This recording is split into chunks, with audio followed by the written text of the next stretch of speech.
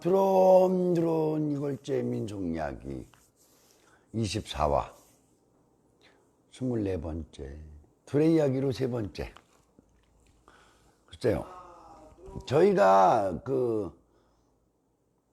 8월 4일날 저녁에 공연을 좀 했어요. 아주 무리를 한 거죠. 시골 분들 모시고 하는데 반응도 좋으셨고, 저희 무대에서 공연한 사람들은 되게 만족스럽게 공연을 잘 끝냈어요. 코로나 이거 사람 잡는 거네요. 공연하는 데서 다행히 공주시에서 이제 뭐 검사 인력이나 이런 쪽을 지원해 주셔서 했는데 보통 어려운 게 아닙니다. 해보니까 그렇더라고요. 글쎄요, 이번 것도 먼저 주에 예고해 드린 대로 녹화로 처리합니다. 이번부터 사실은 둘의 행사별로 봄둘에서부터 쭉 말씀을 드리려고 했는데, 그보다 둘레를 나누는 분류, 둘레는 어떤 종류가 있었는지를 생각해 보는 것이 더 중요한 것 같아서 이번 이야기는 둘레의 분류, 그러니까 종류와 둘레가 일을 할 때 일감을 나누는 기준이 있거든요. 그 두 가지를 설명을 드렸으면 합니다. 둘레를 나누는 건 두 가지 정도로 좀 나눠야 될 거예요. 하나는 뭐냐면 물수무라는 개념이죠. 물수. 맨물둘레요? 그런 말들을 하죠. 사실 물이라는 것이 한 동네에서 한 물로 기준이 돼 있는 쪽은 한 가지로 기준이 되면 동네에 들어가서 맨물둘레냐 하는 말을 노인 어른들이 잘 못 알아들으실 수도 있어요. 그러나 보통은 잘 알아들으십니다. 이게 무슨 얘기냐면, 둘레가 먼저 시간에 제가 설명을 드릴 때 그랬죠. 권리 보호를 위해서 하는 것이고, 힘이 약하고 장정으로서 능력이 좀 부족한 사람들에게 소득을 일정하게 나누어주기 위한 형태로 했다고 했는데, 그렇게 할 때에 공동작업을 몇 번 하느냐, 그게 물입니다. 그러니까 모내기 한 번과 다음번에 뭐예요? 논매기 3번이에요. 그냥 4가지의 일감이 있는데 그 4가지를 다 공동작업으로 하는 둘레는 네물둘레고, 논매기 3번만 하는 데는 세물둘레, 뭐 이렇게 2번만 하면 두물둘레, 1번만 하면 한물둘레, 이렇게 간다고 설명을 드린 거죠. 그럼 네물둘레를 하는 것은 원인으로 보면 2가지로 나뉩니다. 그러니까 못 심는 것서부터 공동작업을 다 하는 거죠. 못 심는 일정도 개인이 누구의 품을 맞추지 못한다는 얘기예요. 어떻게 해요? 둘의 좌상이 정하는 날짜에 일을 의무적으로 출력하는 거죠. 근데 모내기의 경우에 둘레가 관장하는 경우는 크게 보면 2가지로 나뉩니다. 어떤 쪽이 있느냐면, 일이 진짜 많아요. 장정은 적고, 그래서 못 심는 일정부터도 논매기까지 전체를 이렇게 아주 효율적으로 빨리 많이 잘하기 위해서 하는 둘레들이 있어요. 이런 둘레들은 어디냐면요, 들이 넓고 장정이 적은 동네들이죠. 근데 아주 드물게 나타납니다. 공주에서는 어느 지역이 이런 것이 나타나느냐면 우성면 장서뜰하고요, 그리고 계룡 쪽에 있어서 논산평화가 시작되는 곳이죠. 그쪽이 이런 형태로 나타나는데, 대표적인 쪽에 있어서 언제나 네물둘레를 했던 것으로 조사되는 데는 계룡면 유평리 같은 곳인데요. 들도 넓은 데다가 마을 내에 대농이 있어서 타동네 농사도 많아요. 그래서 일이 많아서 진짜 일을 빨리 많이 하기 위해서 네물둘레를 했던 곳은 경천 유평리 쪽입니다. 세물둘레는요, 이제 논매기 3회만 하는데 이건 아주 드물게 나타납니다. 그러니까 드물은데, 어떤 동네가 이것을 이렇게 할 수밖에 없는 형태로 나타나느냐면, 물이 동네에 수리 안전답이 적은 거죠. 그러니까 정안천이나 큰 금강의 지천들로 있어서 보가 잘 막혀 있어서 물을 대서 물을 심는 것이 편안한 동네는 세물둘레를 거의 안 합니다. 안 하는데요, 어떤 동네가 있느냐면 천수답 비율이 많아요. 그러니까 뭐 사실 지천들도요, 옛날에 가뭄이 들면 보마다 물을 품기 위해서 냇물바닥을 파는 거거든요. 그렇게 해서 하는데 그것도 부족해서 못 심는 기간이 길어지는 동네들이 있어요. 비가 자주 와주면 짧게 한 달 안에 끝나는데 그게 안 돼서 비를 기다려서 심는 천수답 비율이 높은 동네들은 모내기가 길게 가죠. 길게 가면 어떻게 돼요? 그때는 못 심은 미리 빨리 심은 노는 이미 논을 매기 시작하는데 아직 모내기를 해야 되는 것이 겸해서 나가는 동네들이요. 이때는 일꾼 조절이 어렵습니다. 그러니까 어떻게 해요? 논 매는 일꾼으로 얻어지는 사람들, 못 심는 일꾼으로 얻어지는 사람들인데 논은 하루 늦게 매더라도 물이 확보된 논은 모를 심어야 돼요. 그래서 그런 경우가 심하게 일어나는 동네들이 세물두레를 합니다. 세물두레에서 못 심는 거, 논 매는 일꾼들을 모내길판으로 조금 더 빼고요. 공동으로 배분을 해서 하죠. 그래서 세물두레가 되는데 이런 경우는 아주 드물게 나타나는 경우고요. 보통으로 가장 많이 하는 쪽은 한물두레인데요. 그보다 조금 적지만 두물두레들은 흔히 합니다. 두물두레라는 건 무슨 얘기냐면 우리 논농사가 3번 논을 매는데 한 번 아시 매는 건 내가 일꾼 얻어서 매고요. 2번, 3번 매는 것을 두레 전체가 달래들어서 공동작업으로 나눠하는 경우예요. 이런 경우에는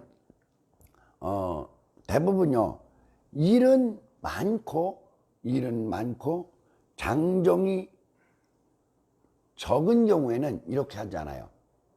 그 무슨 냐면 일이 적고요 장정이 많을 때 조금 더 세분되게 나누어서 장정들이 벌어먹게 해주려야 되는 두레죠.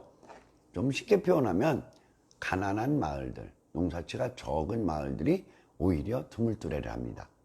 그래서 장정들이 골고루 벌어먹게 하고요. 한물두레는 농사치도 제법 넓고요. 장정들 뭐 2번 논매기까지는 그냥 둬도 품팔이 할 수 있는데 마지막 정도를 해주는 두레들이죠.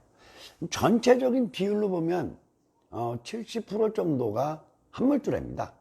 그래서 그냥 한 번만 논을 매죠. 그런데 한물두레도 공동작업을 안 하는 동네들이 있어요. 이 농사치가 제법 진짜 많아서 그냥 논매기 정도는 뭐 품을 골고루 안 해도 벌어먹을 정도 되는 동네들은 한물두레도 안 해요. 이런 두레들이 먹매두레라는 걸 합니다. 우리 동네는 먹매만 세워 이렇게 말하죠. 두레 공동작업을 벌어들여서 뭐 하느냐면 여름 두레 먹는 날 하루 먹고 노는데 쓰는 경비만을 버는 두레들이에요.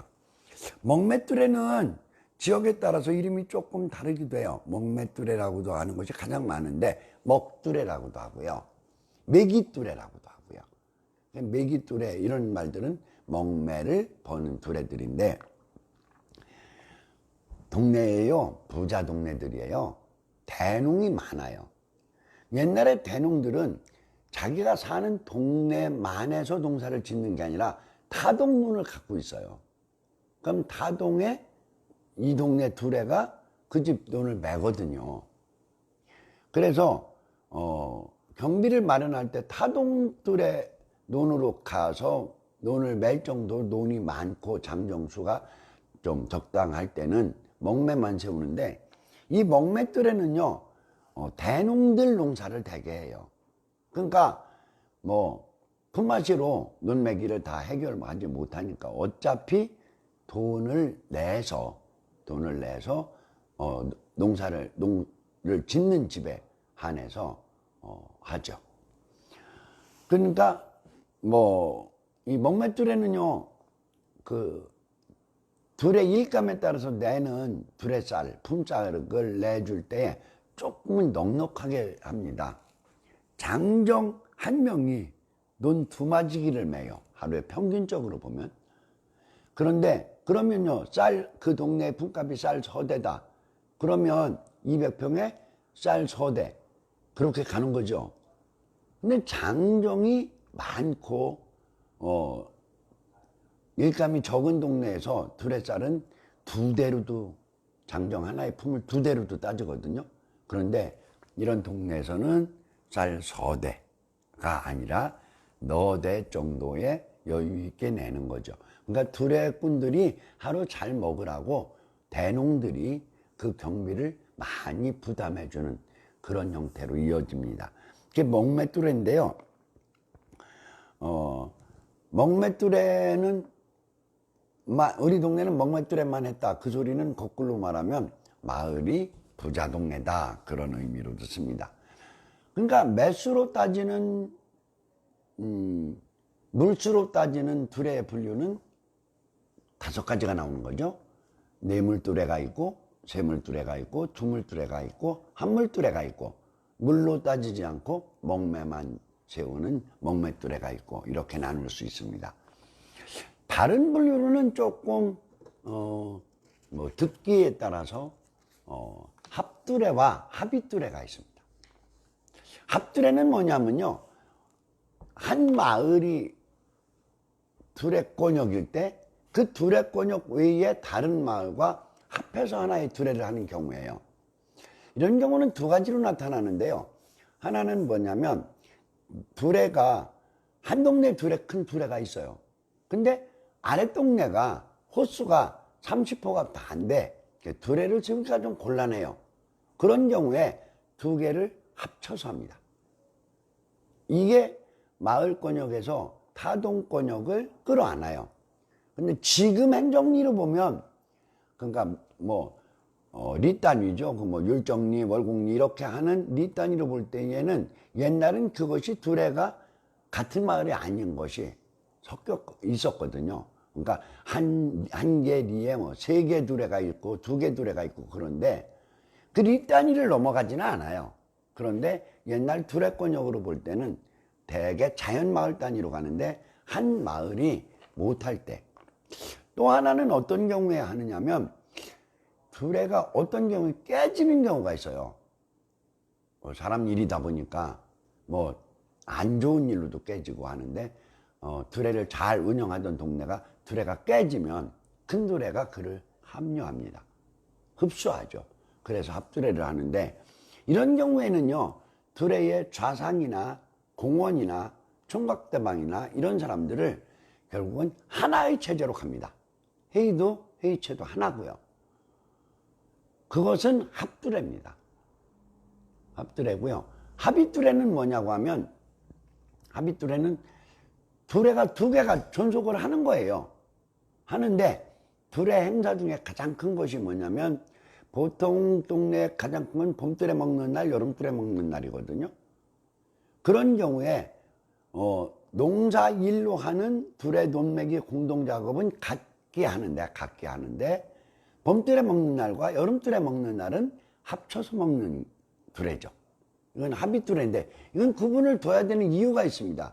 뭐냐면 좌상이 2명입니다. 그러니까 아래의 두레가 각기 좌상, 공원, 뭐 총각대방, 꽁배 다 이런 형태로선이 정해져서 임원진이 구성돼서 가는데 어떤 이유에선가 봄두레하고 여름두레 먹는 날만큼은 합쳐서 하는 거예요. 이게 합의두레라고 하는데, 이런 경우는 어떤 경우가 나오느냐면 그 두레가 2개가 있는데 두레의 구성이 역시 돈입니다. 대농이 있고 좀 넉넉하게 운영되는 두레가 있고요. 또 한 동네는 그냥 살아가는 것도 바듯해서 먹고 즐기는 것까지 예산을 감당하는 것이 무리인 경우에, 그러니까 대농이 있고 크게 돌아가는 동네가 먹매를 다 대고 해서 즐기는 것만 갖게 하죠. 이런 경우에는요, 여름두레 먹는 것이 작은 마을, 그러니까 큰 동네에 빌붙는, 좀 가서 도움을 받아서 즐기는 동네가 조금 복잡해져요. 뭐가 복잡해지느냐면 두레 쌀을 나눠야 되거든요. 두레로 벌어들인 돈으로 장정들에게 두레 쌀을 나눠주는데 그 나눠주는 걸 미리 해야 돼요. 두레 먹는 날 나누는 게 아니고 미리 해서 다 정사는 보고 나서 노는 날은 그저 풍장치고 그 어른 두레를 반에 가서 하루를 즐기죠. 이런 경우에는 두레의 범주, 마을 권역에서 두레가 2개 이상 있을 때 이런 형태가 나타나는데, 이런 때는 그 당연스럽게 큰 두레가 그 작은 두레의 먹매를 다 대주죠. 대농에서 내기도 하고 해서 하는 거죠. 두레가 즐기는 것들을요 생각보다 많이 합니다. 두레의 구분 중에서 그 2월 초하루 머슴 생일날을 두레가 관장하는 마을들도 있어요. 그러니까 먹고 즐기는 것이 2번이 아니라 그런 동네는 3번이 되는 거죠. 근데 2월 초하루 날은 머슴 생일이라고 그래가지고, 이게 어떤 의미냐면 겨울이 끝나고 이제 본격적으로 농사일을 시작하는 날이다 해갖고, 머슴들이요 짜릿머리다가 목매단다고 내일부터는 일하려면 죽어난다고 해갖고 하는 형태를 하는데, 그것을 예를 들면 총각들이 주가 되는 그 두레꾼들이 맡아서 그날 그 뭐 풍장도 치고 농악도 하고 이제 집집마다 다니면서 술도 얻어먹고 하는 것들을 하기도 하는데요. 대부분 그런 말들은 아주 적은 숫자로 나타나죠. 그래서 두레의 분류는 물수로 나눌 때는 한물, 두물, 세물, 네물, 그리고 먹매두레로 나누고요. 그리고 기타 일반적인 두레에서 특별한 두레 형태 나타나는 건 합두레와 합입두레가 있습니다. 근데 여기까지가 두레의 종류를 나눠 본 거예요. 근데 일에서 매라는 개념이 있습니다. 매. 매는 상매, 중매, 하매 이렇게 하는데, 일감을 나누는 기준입니다. 일감이 뭐냐면 두레꾼들이 공동작업으로 논을 매요. 논을 매는데, 논이 일하기 쉬운 논과 어려운 논을 똑같이 돈을 받지 못하는 거죠. 차이가 많거든요. 예를 들어서 일감이 아주 좋고요, 땅이 부드럽고 하면은 장정 한 명이 3마지기 매도 돼요. 그런데 잡초가 많으면 2마지기 다 못 매죠. 호미로 대게 찍어서 초벌하는데 만물로 2번, 3번은 일감에 따라서 차이가 아주 큽니다. 그래서 그 일감의 정도를 나누는 기준이 매입니다. 그래서 모든 마을이 다른 걸로 구분하는 걸 이건 못 봤어요. 전체가 공주, 정양, 예산, 논산 일부, 제가 조사한 두레권역에서는 전부 매라는 말을 씁니다. 그래서 상매, 중매, 하매 그렇게 하죠. 그것을 구체적으로 나눠보겠습니다. 상매는요, 논이 아주 흙이 부드러워요. 부드럽고 풀이 적어서 일하기가 아주 쉬운 것은 상매입니다. 이런 경우에 기준은 논 200평 한 마지기죠. 그것에 2마지기를 장정이 매는 기준으로 잡아서 그 마을의 품격이 쌀 서대인 경우, 대부분 서대고요. 장정이 많고 일감이 적은 동네들은 그 이제 2대 반도 거래가 됐는데, 서대가 기준인 경우에는 내는 것은 2대 반쯤 냅니다. 2대 반쯤이요. 그런데 장정이 더 많고 일감이 적은 동네는 2대까지도 떨어져요. 논 2마지기 매는데 쌀 2대로도 떨어집니다. 중매는 어느 정도냐면 그 보통의 논이죠. 보통의 논이라서 흙이 지나치게 뭐 부드럽지도 못하지만 모래나 이렇게 딱딱하고 일하기 어려운 정도도 그냥 보통 정도 수준이고요. 잡초도 적당히 있어서 일하는데 아주 힘들지는 않은 논, 이런 건 중매라고 하는데요. 중매는 큼짝하고 같이 합니다. 그러니까 200평 논 2마지기를 매는데 그 동네 장정 하루 품삯을 받는 정도죠. 쌀 서대 정도요.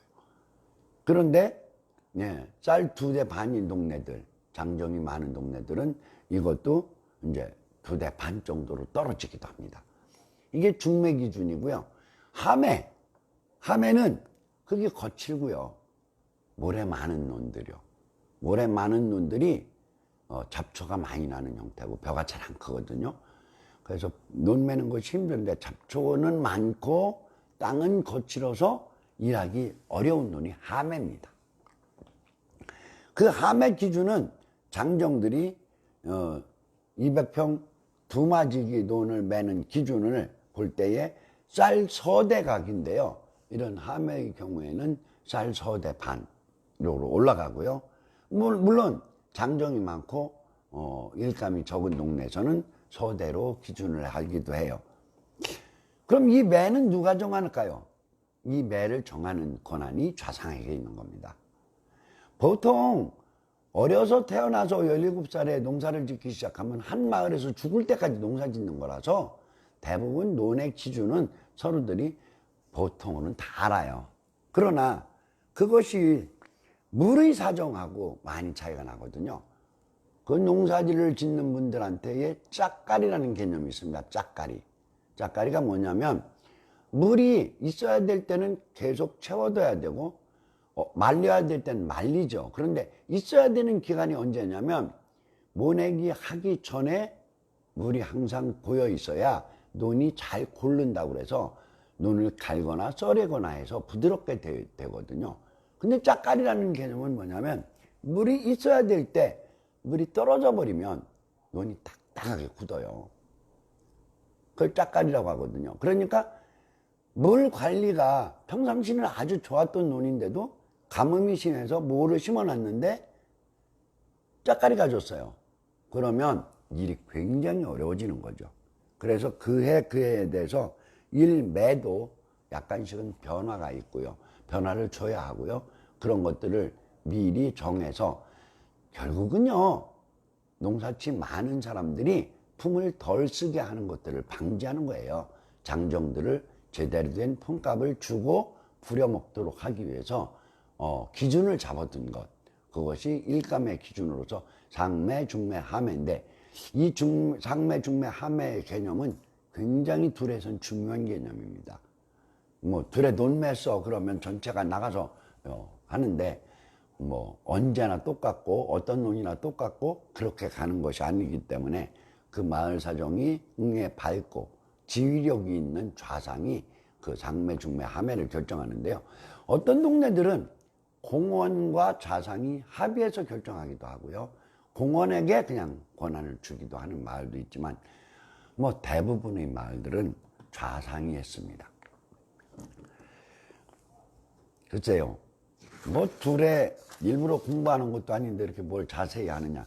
글쎄요. 둘에라고 하는 것이 전체적 성격을 이해할 때에 기본이 되는 것들이기 때문에 설명을 드렸습니다. 다음 시간에도 둘의 이야기를 갈 거고요. 다음은 품짝의 품을 한번 얘기해 볼게요. 품도 종류가 많거든요. 뭐 품파리가 있고 품마시가 있죠. 품파리는 돈을 벌기 위해서 일해주는 거고 품마시는 서로의 일을 교환하는 형태인데요. 그 품에 대한 것도 고지가 있고 삭고지가 있고 해서 굉장히 다양하게 나타납니다. 그것들이 어떻게 됐는지 그 이야기를 말씀드리겠습니다.